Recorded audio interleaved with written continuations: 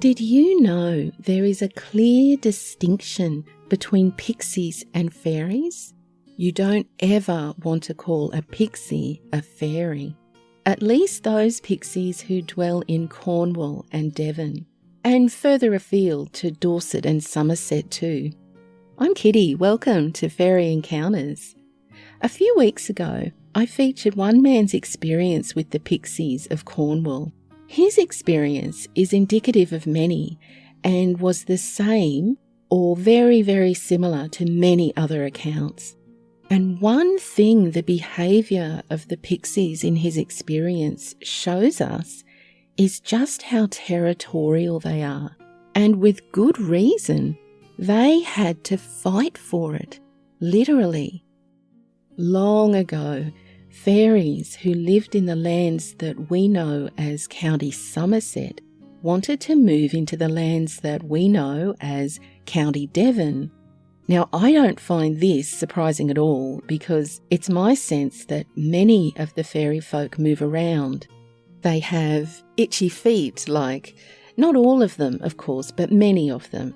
And so it was that the Somerset fairies were the itchy-feeted variety, and they wanted to stretch their legs or wings or claws into the lands of Devon for a spell. Well, the fairy folk living in Devon are apparently not predisposed to itchy feet. They are settled where they are and they like it that way, and didn't take kindly to that lot from Somerset lands trying to move in. And that there became the cause of what I hope is a rare thing, a fairy war. Conflict broke out between the little folk of Somerset, known as fairies, and those of Devon, who were known as pixies. These pixies of Devon, they dug in and would not budge. And the Somerset fairies, they just kept pushing on.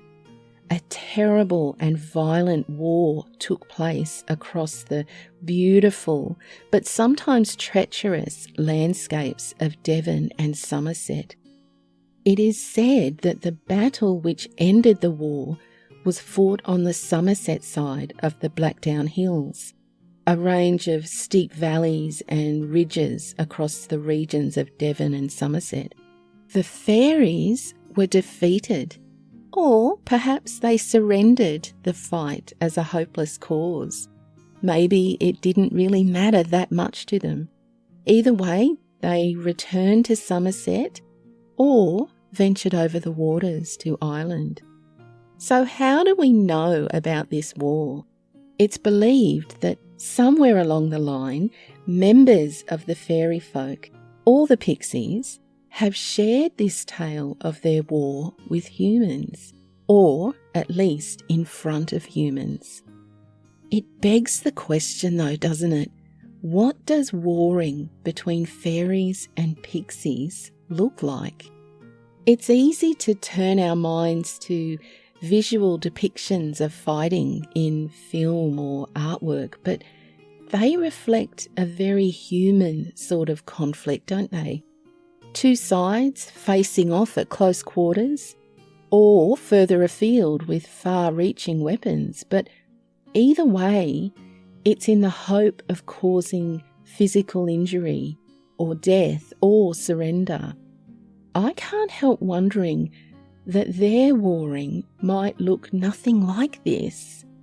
Would they really use our ugly style of weaponry? Or would theirs be more sophisticated? Perhaps they use their minds as weapons to paralyse or confuse or even persuade the other side. What do you think? Let me know in the comments. Did you know you can now become a YouTube member of my channel? It's true. I offer members special treats and early access to videos. So check out the link below. And drop back in really soon. I've got loads more to tell you. I post new videos every Tuesday and Friday. Until I see you again, stay curious and be kind. Cheerio!